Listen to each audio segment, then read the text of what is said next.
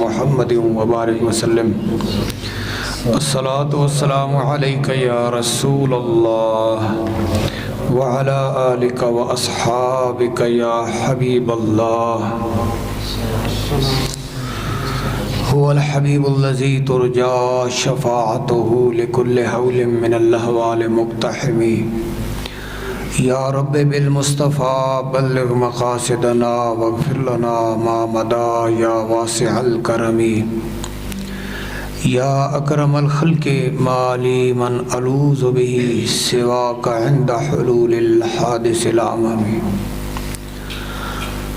بلغ العلا بکمالہ کشف الدجا بجمالہ حسنت جمیع خصالہ صلوا علیہ وآلہ۔ مولا صلی وسلم دائما ابدا علی حبیبک خیر الخلق کلہم وعلی آلہ واصحابہ اجمعین۔ رب اشرح لی صدری ویسر لی امری واحلل عقدۃ من لسانی یفقہوا قولی۔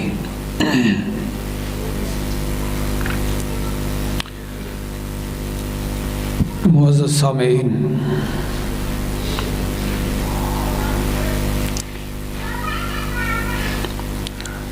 درس قرآن کی ماہانہ نشست میں ہم سب حاضر ہیں۔ پروردگار عالم ہمیں دین اسلام کے نور سے فیض یاب فرمائے۔ کلمہ حق سمجھ کر اس کے اوپر عمل اور استقامت نصیب فرمائے۔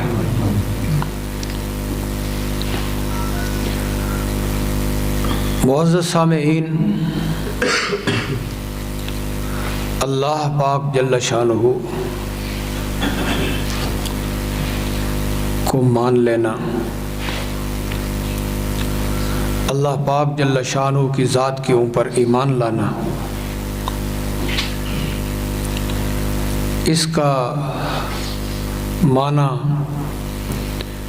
اور مفہوم کیا بنتا ہے؟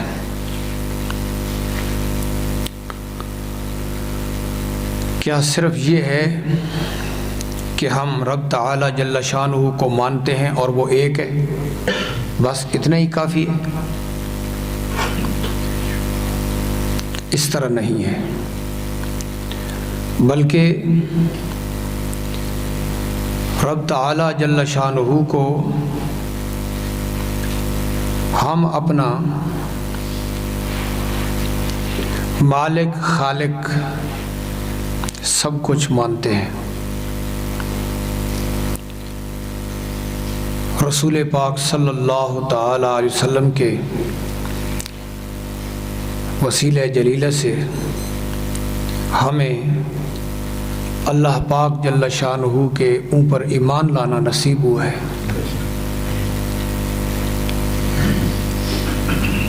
بندہ مومن کی یہی بہت بڑی متاع ہے، بہت بڑی دولت ایمان کی یہی عقیدہ توحید، عقیدہ رسالت، یہی ایمان ہے، اور ایمانیات یہاں سے ہی شروع ہوتے ہیں۔ اللہ پاک جل شانہ کو ماننا، جس قدر بھی اللہ پاک جل شانہ نے نبی اور رسول بھیجے ہیں،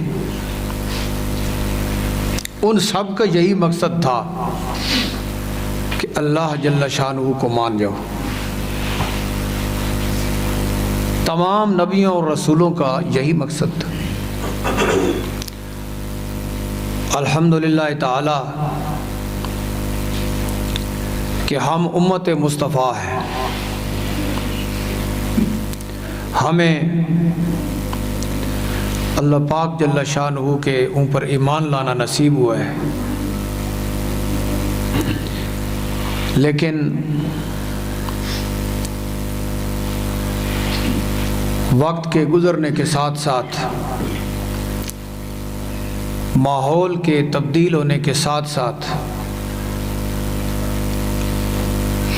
کفار کی سازشوں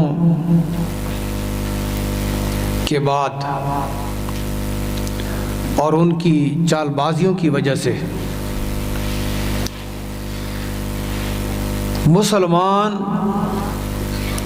عقیدہ توحید میں بہت کمزور ہو چکے ہیں، اور ضرورت یہی ہے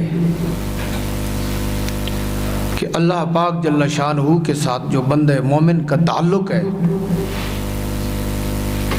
وہ قائم ہو جائے اور مضبوط ہو جائے۔ تو اس میں کچھ بنیادی باتیں ہیں، مسائل ہیں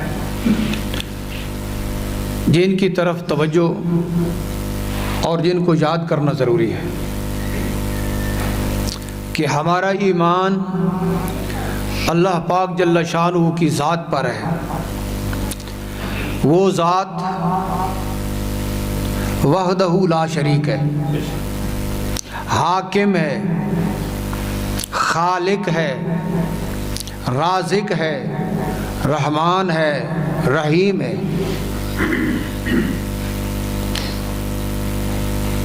اور وہ وحدہ لا شریک ہے،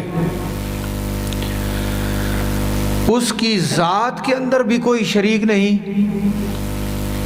اور اس کی صفات کے اندر بھی کوئی شریک نہیں۔ یہ پکا عقیدہ ہے مسلمان کا کہ اس کی ذات وحدہ لا شریک ہے، اس کے ساتھ کوئی شریک نہیں، اس جیسا کوئی نہیں، تبھی تو وحدہ لا شریک ہے۔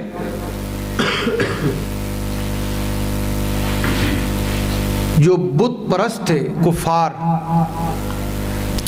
انہوں نے سینکڑوں بت بنا رکھے تھے، یہ بھی خدا ہے، یہ بھی خدا ہے، یہ بھی خدا ہے، سینکڑوں خدا تھے۔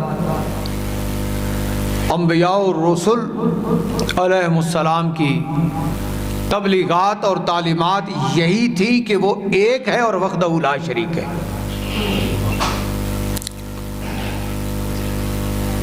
تو مسلمان کے ذہن میں، دماغ میں، عقیدے میں یہی بات ہوتی ہے اور اسی کو پکا ہونا چاہیے کہ وہ ایک ہے۔ کوئی مسلمان ایسا نہیں جو اس ذات کے ساتھ کسی اور کو رب مانتا ہو، خالق مانتا ہو، معبود مانتا ہو، کوئی ایسا نہیں، ایسا کوئی شخص نہیں۔ تو وہ ذات وحدہ لا شریک ہے،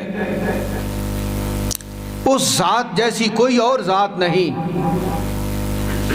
اگر کوئی دعویٰ کرتا ہے خدائی کے دعوے جس طرح کے ہوتے رہے فرعون کی طرف سے، نمرود کی طرف سے، تو وہ جھوٹے تھے اور ان کا حشر کائنات نے دیکھا ہے کہ کیا ہوا ہے۔ جو جھوٹے دعوے دار تھے ان کا کیا حشر ہوا ہے۔ وہ اپنی صفات کے اندر بھی لا شریک ہے، اس کی صفت کے اندر کوئی شریک نہیں، اور وہ ازلی ابدی ہے۔ یہ ایک دو لفظ آپ نے ذہن میں بٹھانے ہیں کہ خالق کائنات جل شانہ ازلی ہے، ابدی ہے۔ اور ازلی کا معنی کیا ہے کہ ابتدا اس کی نہیں ہے، ابدی کا معنی یہ ہے کہ اس کی کوئی انتہا نہیں ہے، وہ ہمیشہ سے ہے اور ہمیشہ رہے گا۔ یہ ازلی اور ابدی کا معنی ہے، وہ ہمیشہ سے ہے اور ہمیشہ رہے گا۔ اس کی ذات اور صفات میں کوئی شریک نہیں۔ رحمت عالم نور مجسم حضرت محمد مصطفیٰ صلی اللہ تعالی علیہ وسلم نے ارشاد فرمایا کہ میرے رب نے مجھے تخلیق فرمایا ہے، میرے رب نے میرے نور کو تخلیق فرمایا ہے۔ اول ما خلق اللہ نوری، خود ارشاد فرمایا کہ مجھے میرے نور کو، میری ذات کو اس رب نے تخلیق فرمایا ہے۔ ابتدا ہو گئی، ابتدا ہے، اور علم خداوندی میں انتہا بھی ہے۔ مقام اور مرتبہ کی، علم کی، اختیارات کی، کائنات کی، ہر شے کی ابتدا بھی ہے اور انتہا بھی ہے۔ تو رب تعالی جل شانہ ہمیشہ سے ہے اور ہمیشہ رہے گا، اور باقی ساری اس کی مخلوق ہے۔ نبی بھی مخلوق ہے، رسول بھی مخلوق ہے، سارے بنی نوع انسان مخلوق ہیں، اس میں کوئی شک نہیں، اور اس میں بھی کوئی شک نہیں کہ مخلوق برابر بھی نہیں ہے۔ نبی اور رسول کا مقام اونچا ہے۔ یہاں لوگ غلطی کھا جاتے ہیں، جب کہتے ہیں کہ مخلوق ہے تو پھر مخلوق کے اندر برابری کا تصور لے آتے ہیں۔ نبی رسول سارے رب کے سامنے ان کو ایسے لفظوں میں بیان کرتے ہیں جو ان پاک ہستیوں کے شایان شان نہیں ہیں، اور آپ کا ذہن اور دماغ، بلکہ ہر کلمہ گو کا دماغ اس بات کو قبول کرے گا کہ رب تعالی جل شانہ کا ازلی ابدی ہونا الگ ہے، اور اپنے نبیوں اور رسولوں کو مقام دے دینا یہ الگ بات ہے۔ نبی کی شان بڑھ جائے، رب نبی کو شان عطا فرما دے، رسول کو شان عطا فرما دے، تو وہ کوئی ازلی ابدی تو نہیں ہو جاتا، برابری تو نہیں ہو جاتی۔ تو پھر کہاں سے غلطی لگتی ہے کہ برابری ہو گئی؟ کوئی کلمہ گو برابری کا تصور تک نہیں کر سکتا۔ خدا نہ خواستہ اگر کوئی کرتا ہے تو وہ کافر ہے، اس کا اسلام کے ساتھ کوئی تعلق نہیں۔ تو یہ بات آپ نے ذہن میں رکھنی ہے کہ خالق کائنات جل شانہ کی ذات وحدہ لا شریک ہے، اس کی ذات اور صفات میں اس کا کوئی شریک نہیں، اور وہ ازلی ابدی ہے، ہمیشہ سے ہے، ہمیشہ رہے گا، اور یہ شان صرف اس کی ہے، اس کے علاوہ کسی اور کا یہ مقام نہیں ہے۔ توحید کے حوالے سے، عقیدہ توحید کے حوالے سے یہ میں نے عرض کر دیا، اور اسی مقام پر یہ بات میں سمجھا دوں اور آپ کے ذہن نشین ہو جائے کہ رب دیکھتا ہے، ہم بھی دیکھتے ہیں، اللہ سنتا ہے، ہم بھی سنتے ہیں۔ تو ہم نے یہ کہہ دیا، عقیدہ یہ ہے کہ وہ ذات اور صفات میں لا شریک ہے، اس کی ذات جیسی کوئی ذات کائنات میں نہیں، اور جو اس کی صفات ہیں ان صفات جیسی بھی کوئی صفت نہیں، لیکن وہ دیکھتا ہے، ہم بھی دیکھتے ہیں، وہ سنتا ہے، ہم بھی سنتے ہیں۔ اب کیا کریں گے؟ اب کیا کریں گے؟ تو آپ کے ذہن میں یقیناً ہوگا کہ کافی درسوں میں کچھ باتیں ایسی ہوتی ہیں جو ہمیشہ آتی رہتی ہیں، اکثر و بیشتر، اور اس میں نیت یہی ہوتی ہے کہ عقیدہ پختہ ہو جائے اور بات مضبوط ہو جائے۔ بعض باتوں میں تکرار اس وجہ سے ہوتا ہے کہ وہ مضبوط ہو جائے، وہ ذہن نشین ہو جائے کہ بھائی رب تعالیٰ کا دیکھنا وہ ازلی ابدی ہے، بندے کا دیکھنا ازلی ابدی نہیں، کیونکہ وہ ازلی اور ابدی ہے، تو اس کا دیکھنا ازلی اور ابدی ہے، اس کا سننا ازلی اور ابدی ہے، بندوں کا دیکھنا اور سننا ازلی اور ابدی نہیں ہے۔ فرق ہو گیا؟ وہ خود دیکھتا ہے، خود سنتا ہے۔ بندہ جو دیکھتا ہے تو اس کے دکھانے سے دیکھتا ہے، جو سنتا ہے تو اس کے سنانے سے سنتا ہے۔ اور پھر بندے کا دیکھنا بھی محدود ہے، سننا بھی محدود ہے۔ اس کا دیکھنا وہ بھی حدوں میں نہیں، اور اس کا سننا وہ بھی حدوں میں نہیں، کیونکہ وہ لامحدود ذات ہے اور مخلوق ساری محدود ہے۔ اگر اتنی بات ذہن میں آ جائے تو کبھی بندے کو غلطی نہیں لگتی، کبھی عقیدہ خراب نہیں ہوتا۔ اور کوئی شخص کہے کہ تم رسول پاک صلی اللہ تعالی علیہ وسلم کو پکارتے ہو، غوث پاک کو پکارتے ہو، تو اتنی دور سے جو سنتے ہیں وہ تو یہ تو برابری ہو گئی۔ یہاں سے لوگوں کو غلطی لگی اور انہوں نے کہا کہ شرک ہو گیا، یہاں سے ہی غلطی لگی۔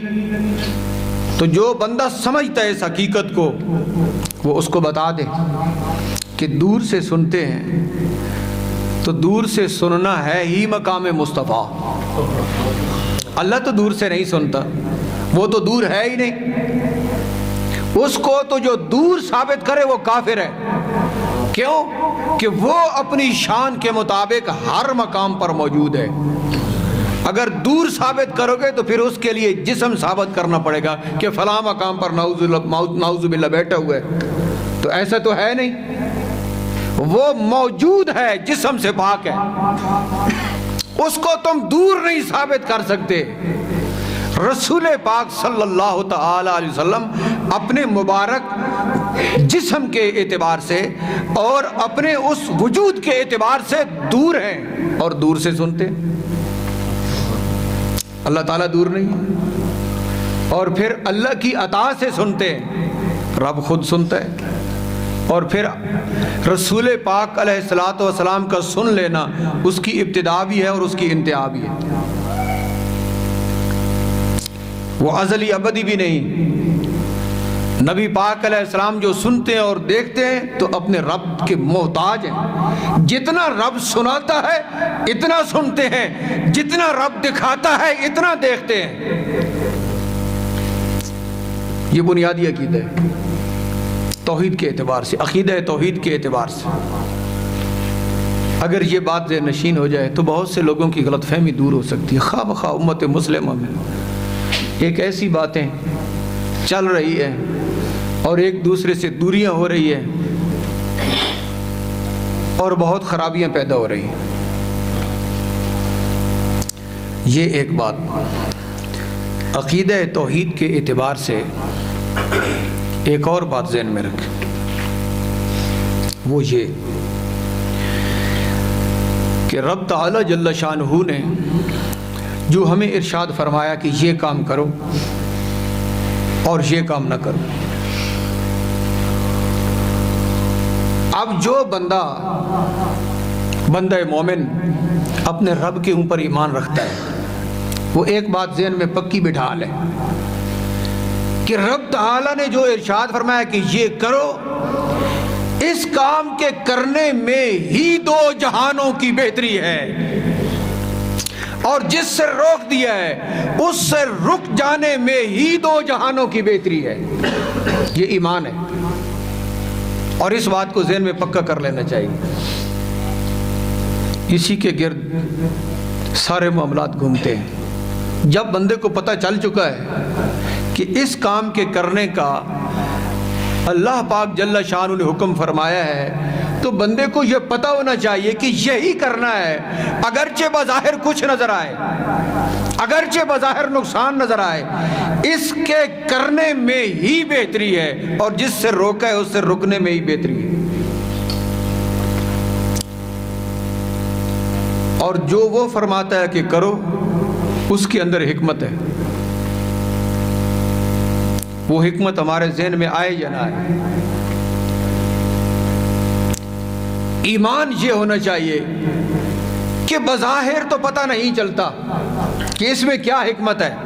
اگر بظاہر نہیں چلتا تو اتنا ایمان ہونا چاہیے، جب کریم پروردگار نے فرمایا ہے تو اللہ کا کوئی فرمان حکمت سے خالی نہیں ہو سکتا۔ اگر کوئی شخص یہ کہے کہ حکمت نہیں ہے تو کافر ہو جائے گا۔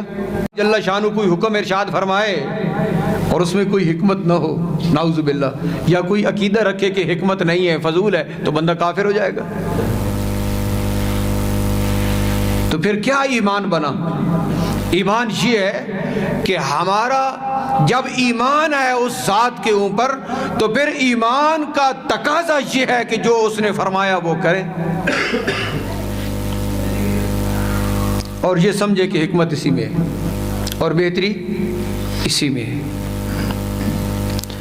یہ عقیدے کی کچھ باتیں جو آپ کے سامنے عرض کر دی، اس کے بعد آیت کا ترجمہ کرتا ہوں اور اس کے متعلق کچھ۔ یوصیکم اللہ فی اولادکم للذکر مثل حظ الانثیین، اللہ تمہیں حکم دیتا ہے،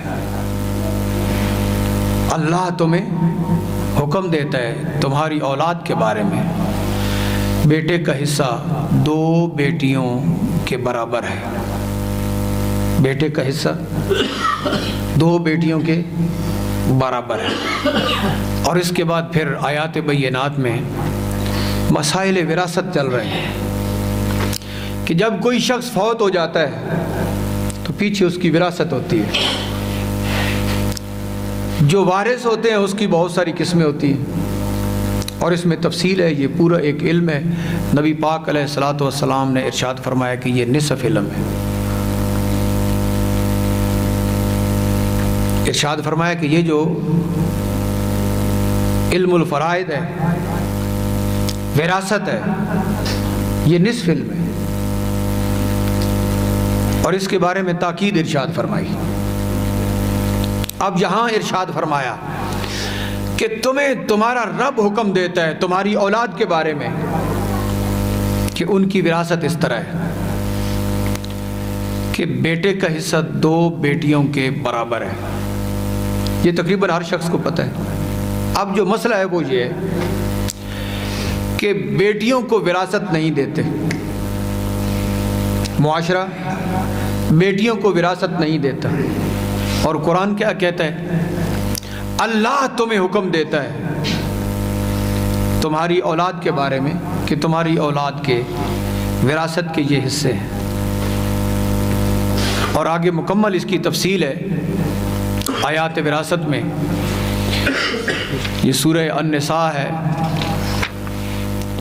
اس میں صرف آپ ترجمہ بھی پڑھیں تو ترجمے سے آپ کو بہت ساری چیزیں سامنے آ جائیں گے۔ اب مسئلہ یہ ہے کہ لوگ وراثت کو اللہ جل شانہ کے حکم کے مطابق تقسیم نہیں کرتے، وراثت کو تقسیم نہیں کرتے، اور بچیوں کو، بہنوں کو، ماؤں کو، بیویوں کو وراثت سے محروم رکھتے ہیں۔ تو وراثت سے محروم رکھنا، اس کی وجوہات کیا ہے؟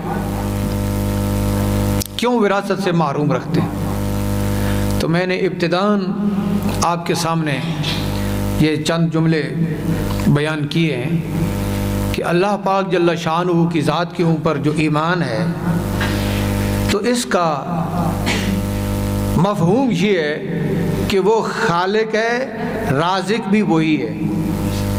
خالق ہے، پیدا کرنے والا وہ ہے، تو رزق دینے والا بھی وہی ہے۔ اب زمین رازق نہیں، رازق وہ خود ہے۔ اب بندہ یہ سوچتا ہے کہ زمین تھوڑی ہے، اگر تقسیم کروں گا تو کہاں سے کھاؤں گا؟ تو اس کا مطلب یہ ہے کہ اس کے عقیدے میں رزق دینے والی زمین ہے، جبکہ رزق کا ایک سبب ہے زمین، رازق نہیں۔ رزق کے سبب اور بھی ہیں، یہ ان اسباب میں سے ایک سبب ہے۔ تو جو تقسیم نہیں کرے گا تو اس کا مطلب یہ ہے کہ اللہ پاک جل شانہ نے جو ارشاد فرمایا اور اس میں جو حکمتیں ہیں اس کی طرف اس کی توجہ نہیں، یا اس کے اوپر اس کا ایمان نہیں۔ یہ سمجھتا ہے کہ میں اپنے ذہن سے اور دماغ سے جو فیصلہ کروں گا وہ ٹھیک ہے. اور پھر اس میں جو ہمارے معاشرے کے اندر خرابی ہیں ان میں ایک انگریزی قانون ہے. انگریزی قانون اس کے حوالے سے یہ ہوتا ہے کہ زمین فلاں کے نام پر چلی گئی، فلاں کے نام پر چلی گئی، لیکن جو حقیقت ہے وہ معلوم ہونی چاہیے مسلمان کو کہ قانون اگر ادھر ادھر کرتا ہے اس کا اعتبار نہیں ہے، اعتبار شریعت مصطفیٰ کا ہے. ایک شخص کو پتہ ہے کہ زمین اتنی ہے اور اس نے اس طرح تقسیم ہونا ہے، اور کوئی چالاک آدمی، تیز آدمی انگریزی قانون کے تحت وہ نام ادھر ادھر کر دے، اور پھر ہمارا معاشرہ کہتا ہے کہ فلاں کے نام پر ہے لہذا وہ حق رکھتا ہے. تو جو اس کے نام پر ہے، سوال یہ پیدا ہوتا ہے کہ جو اس کے نام پر ہے وہ انگریزی قانون کی وجہ سے ہے یا شریعت کی وجہ سے ہے؟ اب یہ سوال پیدا ہو گیا. تو اگر وہ انگریزی قانون کی وجہ سے ہے، شریعت کی وجہ سے نہیں ہے، تو اس کو اللہ رسول کی طرف سے تو نہیں گئی، انگریزی قانون کی طرف سے گئی ہے. تو اس نے کلمے میں اللہ رسول کا نام پڑھا ہے یا انگریز کا؟ جب کلمہ اللہ رسول کا پڑھا ہے تو پھر یہ دیکھنا ہے کہ جو وراثت اللہ رسول کی طرف سے آئے گی اور جو شریعت کے مطابق ہوگی ہم اس طرح تقسیم کریں گے اسے. قانون اگرچہ نہ دے اور قانون میں اگرچہ نہ ہو، لیکن دیکھنا کس کو چاہیے؟ شریعت کو. اب بعض لوگ بڑے تیز ہوتے ہیں انگریزی قانون کے اعتبار سے، وہ کہتے ہیں کہ معاملہ کچھ عرصہ چھپا کے رکھو، معاملے کو کچھ عرصہ چھپا کر رکھو، بات پکی ہو جائے گی قانون کے اعتبار سے پھر ظاہر کر دینا، پھر تمہارا کوئی کچھ بگاڑ نہیں سکے گا. تو انگریزی قانون نے کچھ عرصے کے بعد تحفظ دے دیا. اب کہا کہ دیکھو جی ہمیں یہ قانون دیتا، مسلمان کو کیا چاہیے دیکھنا؟ شریعت دیکھنی چاہیے، نام نہیں دیکھنا چاہیے، قانون کے اندر چال بازیوں کو نہیں دیکھنا چاہیے. مسلمان شریعت دیکھے کہ شریعت کیا کہتی ہے. تو مومن وہی ہے، اور اللہ جل شانہ کے اوپر ایمان اسی کا ہے جو کہے کہ اگرچہ قانون نے یہ ادھر ادھر کر دیا ہے لیکن میں دیکھوں گا کہ شریعت مصطفیٰ کیا کہتی ہے، میں اس کے مطابق کروں گا. اگرچہ میرے نام ہے لیکن شریعت مجھے اتنا نہیں دیتی، شریعت اتنا نہیں دیتی، تو اگرچہ نام پر ہے میں اس کا اعتبار نہیں کروں گا، میں شریعت کا اعتبار کروں گا. اب یہ ہمارے معاشرے کے اندر ایسی کمزوریاں چل رہی ہیں، آئے روز جو فسادات ہو رہے ہیں اس میں یہی ہے کہ مسلمان کو نہ تھانے میں جانا چاہیے، نہ کچہری میں نہ جانا چاہیے. مسلمان کو تو چاہیے کہ اپنے آپ کو شریعت مصطفیٰ کے سامنے پیش کر دے. مسلمان تو یہ ہے، تو جو شریعت کہتی ہے اس کے اوپر عمل کرے. اب بہت سارے فسادات سے بندہ بچ جائے گا. اب یہ مقام میں نے اس لیے تلاوت کیا آپ کے سامنے کہ اللہ تمہیں حکم دیتا ہے تمہاری اولاد کے بارے میں کہ ان کے یہ حصے ہیں، اور پھر ہمارا معاشرہ اس کے اندر تعویلات کرتا ہے، تعویلات کرتا ہے، اور ہمارا اس معاشرہ اس مسئلے کے اندر بہانہ جوئی کرتا ہے کہ بچیوں نے کہا کہ ہم حصہ نہیں لیں گے، بچیوں نے کہا کہ ہم حصہ نہیں لیں گے. اب ان کی اولاد کیس کرتی ہے کہ ہماری ماں کا حصہ ہے، ہماری ماں کا حصہ ہمیں دیا جائے. اب پھر تھانہ کچہری کے اندر رلتے رہے. ایک عرصے کے بعد پھر قانون نے ڈگری کر دی تو پھر کہا مجبوری ہے دے دو. تو اللہ رسول کے کہنے پہ پہلے کیوں نہیں دی؟ تو جس طرح شریعت نے کہا اس طرح پہلے کیوں نہیں کیا؟ تو ان خرابیوں کو دور کرنا یہ بندے مومن کے اوپر لازم ہے. کیوں کہ شریعت حرام اور حلال کے درمیان امتیاز کرتی ہے۔ اگر بندہ حلال اور حرام کے درمیان امتیاز نہ کرے، جتنے بھی سجدے کرتا رہے، نمازیں پڑھتا رہے، تلاوتیں کرتا رہے، روزے رکھتا رہے، حج کرتا رہے، وہ کسی کام کے نہیں ہوں گے۔ تو یہ بنیادی بات ہے، اور اس کا تعلق کس کے ساتھ ہے؟ اللہ پاک جل شانہ کے اوپر ایمان۔ تو جس بندے کا ایمان مضبوط ہے وہ یہ کہے گا کہ میرا رازق تو میرا رب ہے، وہ مجھے رزق عطا فرما رہا ہے، میں آگے وراثت میں تقسیم اسی طرح کروں جس طرح اس نے فرمایا ہے، اس سے پہلے بھی وہی دے رہا تھا تو بعد میں بھی وہی دے گا۔ تو آپ نے قرآن حکیم کے اندر وہ واقعہ جو باغ والوں کا واقعہ ہے، باغ والوں کا واقعہ قرآن حکیم کے اندر آتا ہے تفصیل کے ساتھ، کہ ایک باپ کے 3 بیٹے تھے، تو جب فصل کا وقت آتا تو وہ زکوٰۃ دیتا، صدقات و خیرات دیتا، جو حصے ہیں ان کو دیتا۔ جب باپ فوت ہو گئے تو 3 بیٹے تھے، یہ سارا واقعہ قرآن میں لکھا ہوا ہے۔ تو انہوں نے کہا کہ یہ ہمارا باپ دیتا تھا، وہ ایک تھا، ہم 3 ہیں، اگر ہم نے بھی اسی طرح دیے تو ہم کہاں سے کھائیں گے؟ لہٰذا ہم طریقہ کار تبدیل کرتے ہیں، جو باپ نے طریقہ کار بنا لیا تھا ہم اس سے ہٹ کر طریقہ اختیار کریں گے، اور کٹائی والے دن کسی کو کچھ نہیں دیں گے۔ ہم دن کو کٹائی نہیں کریں گے، رات کو کریں گے، کہ وہ جو پہلے لوگ جن کی عادت بنی ہوئی ہے وہ آ جائیں گے۔ اب قرآن کہتا ہے کہ جب یہ راتوں رات گئے تو آفت اللہ تعالیٰ کی طرف سے آئی اور اس نے پورے باغ کو جلا کر رکھ دیا، ختم کر دیا۔ وہاں پہنچنے کے بعد انہیں احساس ہوا کہ شاید ہم راستہ بھول گئے، لیکن پھر کہا کہ اپنے باغوں کا کون راستہ بھولتا ہے، یہ ہماری نیت کا ثمرہ ہمیں ملا ہے۔ اب خلاصہ یہ ہے کہ ان کی آنکھیں کھل گئیں اور انہوں نے توبہ کی، جب انہوں نے توبہ کی تو اللہ پاک جل شانہ نے دوبارہ ان کو وہ باغ عطا فرمایا۔ اب مفسرین نے لکھا ہے، علامہ اسم الحقی نے لکھا ہے کہ اللہ پاک جل شانہ نے اسی باغ میں سے ان کو اتنا رزق عطا فرمایا کہ انگور کا ایک خوشہ ایک گدھا بمشکل اٹھاتا تھا، اتنا رزق عطا فرمایا اس ایک سے، کہ جب انہوں نے توبہ کی کہ ہم اسی طرح کریں جس طرح کہ ہمارے پروردگار کا حکم ہے، تو اللہ پاک نے اسی کے اندر ان کو سبب اور عطا فرمایا۔ معزز سامعین، تو عرض کرنے کا مقصد یہ ہے کہ عقیدہ توحید جو ہے، اللہ پاک جل شانہ کے اوپر جو ہمارا ایمان ہے، اس طرف توجہ رکھنی چاہیے۔ عقیدہ توحید جو ہے اس میں کمزوریاں ہیں، بہت زیادہ کمزوریاں معاشرے میں آ رہی ہیں۔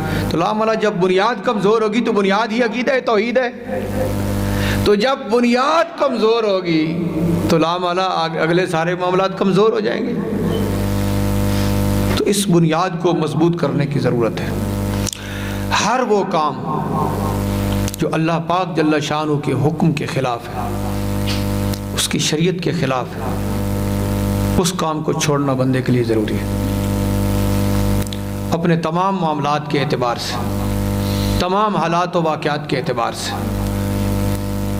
ممنوعات شرعیہ کو چھوڑنا پڑے گا، اور رب تعالیٰ جل شانہ نے جو ارشاد فرمایا اپنے معاملات کو اس کے مطابق کرنا پڑے گا، اور اخلاص کہ جو کام اللہ پاک جل شانہ کے لیے ہے وہ اسی کے لیے پھر ہونا چاہیے، اس میں کوئی اور نیت نہیں ہونی چاہیے مخلوق کے لیے، صرف اس کے لیے نیت ہو تو اس میں پھر سب کچھ برکات ہیں اور اللہ پاک جل شانہ کی رحمتیں شامل حال ہوتی ہیں۔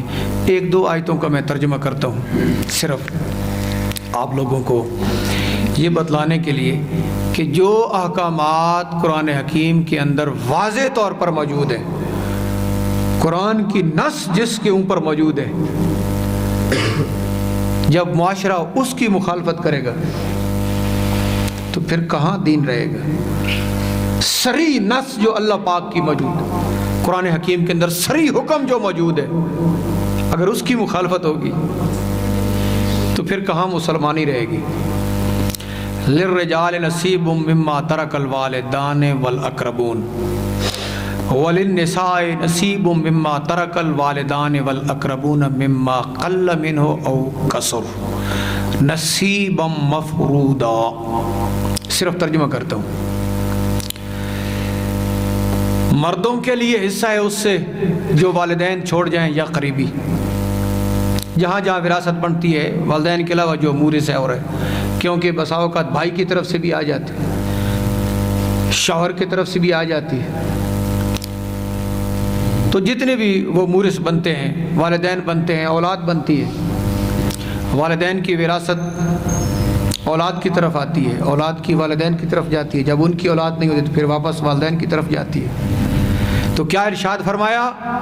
مردوں کا حصہ ہے، والدین جو کچھ چھوڑ جائیں اس میں مردوں کا حصہ ہے، قریبیوں کا حصہ ہے، والدین چھوڑ جائیں، قریبی چھوڑ جائیں اس میں مردوں کا حصہ ہے۔ وَلِلنِّسَاءِ نَصِيبٌ مِّمَّا تَرَكَ الْوَالِدَانِ وَالْأَقْرَبُونَ، عورتوں کا بھی حصہ ہے، جس والدین چھوڑ جائیں اور قریبی چھوڑ جائیں، عورتوں کا بھی حصہ ہے۔ جس طرح مردوں کا حصہ ہے اسی طرح عورتوں کا بھی حصہ ہے۔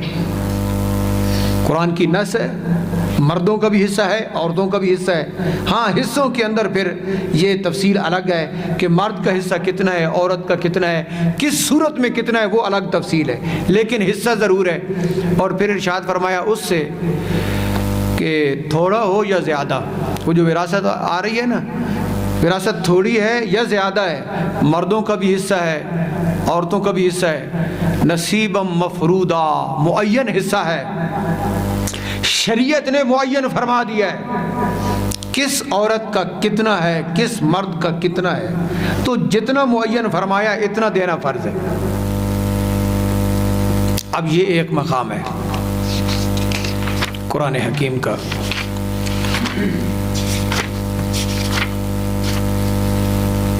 ایک اور مقام میں صرف ترجمہ کرتا ہوں توجہ ادھر کرنے کے لیے کہ شریعت مطہرہ کے جو احکامات ہیں کس قدر معاشرے نے پس پشت ڈال دی ہے۔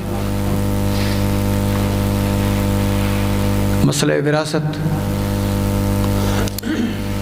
مسئلہ طلاق، یہ جو ہمارے پاس اکثر مدارس میں مسائل آتے رہتے ہیں، حالات واقعات ہم دیکھتے رہتے ہیں، تو ضروری ہے کہ معاشرے کو آگاہ کیا جائے کہ وراثت کے قواعد کیا ہیں، طلاق کے قواعد کیا ہیں، اور جو باقی معاملات جن میں افراد تفریط ہے اس کے قواعد کیا ہیں، تاکہ معاشرہ ان کمزوریوں سے بچے۔ مسئلہ وراثت، مسئلہ طلاق اور دکھ سکھ کی رسومات، دکھ سکھ کی رسومات، اس میں جو افراط و تفریط ہے، ان تین کاموں نے خاص طور پر معاشرے کے اندر ایک بہت بڑی خرابی پیدا کر رکھی۔ یہ اب تھانے کچہری میں جائیں اکثر یہی آپ کو نظر آئیں گے، وراثت کے معاملات، طلاق کے معاملات اور یہ رسومات، دیکھ لیں آپ، رسومات، جہیز کا مسئلہ، طلاق کے بعد واپسی کا مسئلہ، کس کا ہے کس کا نہیں ہے، یہ معاملات، اس میں جو افراط و تفریط ہے معاشرے کا، یہ سارا اس وجہ سے ہے۔ افراط و تفریط نہ ہوتا تو یہ معاملہ نہ ہوتا۔ اب یہ دیکھیں رب تعالی جل شانہ کیا ارشاد فرماتا ہے۔ ارشاد فرمایا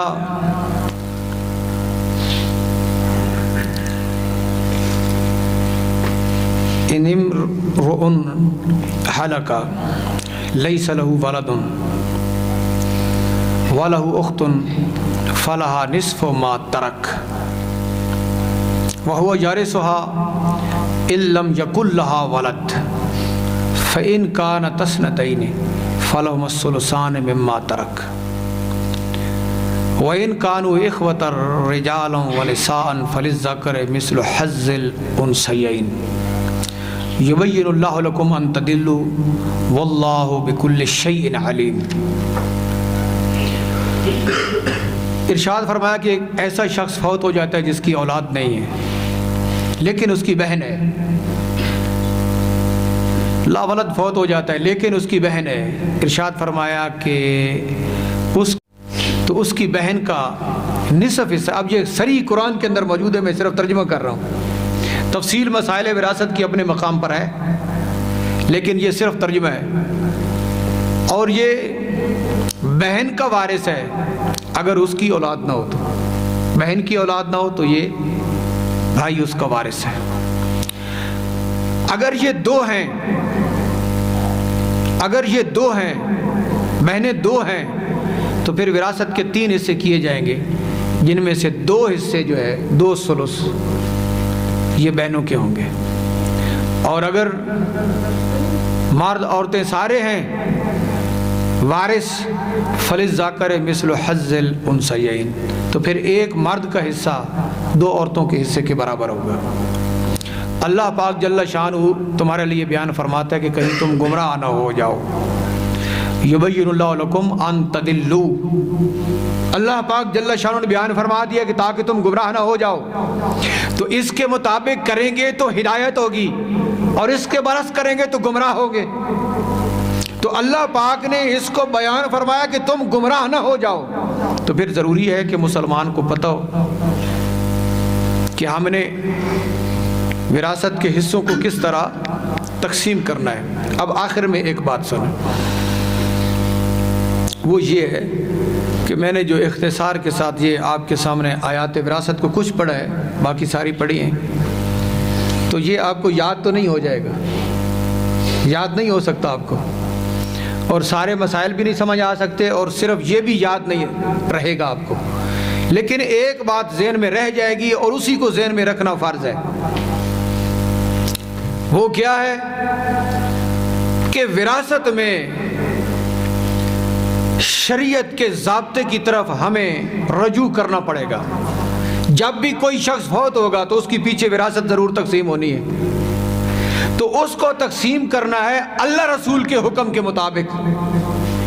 اب یہ ضرور پتہ ہونا چاہیے کہ اس کو تقسیم کرنا ہے اور شریعت کے مطابق تقسیم کرنا ہے. اب عالم دین کی طرف رجوع کرو، عالم دین کی طرف، اور عالم دین کی طرف رجوع کر کے پوچھو کہ یہ وراثت کیسے تقسیم ہوگی، یہ وراثت کیسے تقسیم ہوگی. اب عالم دین بتائے گا کہ شریعت میں حصے اس طرح ہیں، تو پھر اس کو اس طرح تقسیم کر دیے جائے. یہ جو مشہور ہے نا کہ پوچھنا آدھا علم ہے، یہ سنتے رہتے ہیں آپ، سوال کرنا پوچھنا یہ کیا ہے؟ آدھا علم ہے. یہ جب کوئی صورتحال سامنے آ جائے گی تو تمہارے ذہن میں یہ بات آئے گی کہ ہم نے درس قرآن میں سنا تھا اور علماء سے سنا تھا کہ جب کوئی فوت ہو جائے تو اس کی وراثت کو شریعت کے مطابق تقسیم کرنا ہے تو عالم دین سے پوچھیں اور اس کے بعد ہم تقسیم کریں. یہ جو پوچھنے کا تصور پیدا ہوا یہ آدھا علم ہے. اب ہر شخص عالم تو نہیں نہ ہوتا، ہر شخص عالم تو نہیں ہوتا، لیکن اتنا علم ہر مسلمان کے اوپر فرض ہے کہ اسے پتہ ہو کہ یہاں میں نے پوچھنا ہے اور پوچھ کر آگے قدم رکھنا ہے. اتنا علم ہر مسلمان پر فرض ہے. اگر وہ یہ کہنا کہ ہمیں پوچھنے کی ضرورت نہیں ہے تو یہ مسلمان ہی نہیں ہے. تو جب اتنا پتہ ہوگا کہ پوچھنا ہے اور شریعت کے مطابق چلنا ہے تو جب پوچھے گا تو اس کو تفصیل مل جائے گی. آدھا علم پوچھنے میں، اور جب جواب آئے گا تو پورا علم ہو جائے گا اور سارا عمل شریعت کے مطابق ہو جائے گا. اس کو فقہا کہتے ہیں کہ ہر مسلمان کے اوپر کچھ علم ایسا ہے جو فرض عین ہے، کچھ علم ایسا ہے جو فرض عین ہے کہ اس کو پتہ ہونا چاہیے مسلمان کو یہ مسئلہ اس طرح ہے. اب اجمالی طور پر معلوم ہے، تفصیل پوچھے گا. اور کچھ مسائل ایسے ہیں کہ جن کا تفصیل کے ساتھ معلوم ہونا ہر مسلمان پر فرض عین ہے. تفصیل جو ہے وہ علماء کی طرف رجوع کر کے اس کو حاصل کرے گا. تو خالق کائنات جل شانہ ہمیں مضبوط عقیدہ نصیب فرمائے اور ہم اپنے معاملات کو دین اسلام کے مطابق کرنے کی کوشش کریں. وآخر دعوانا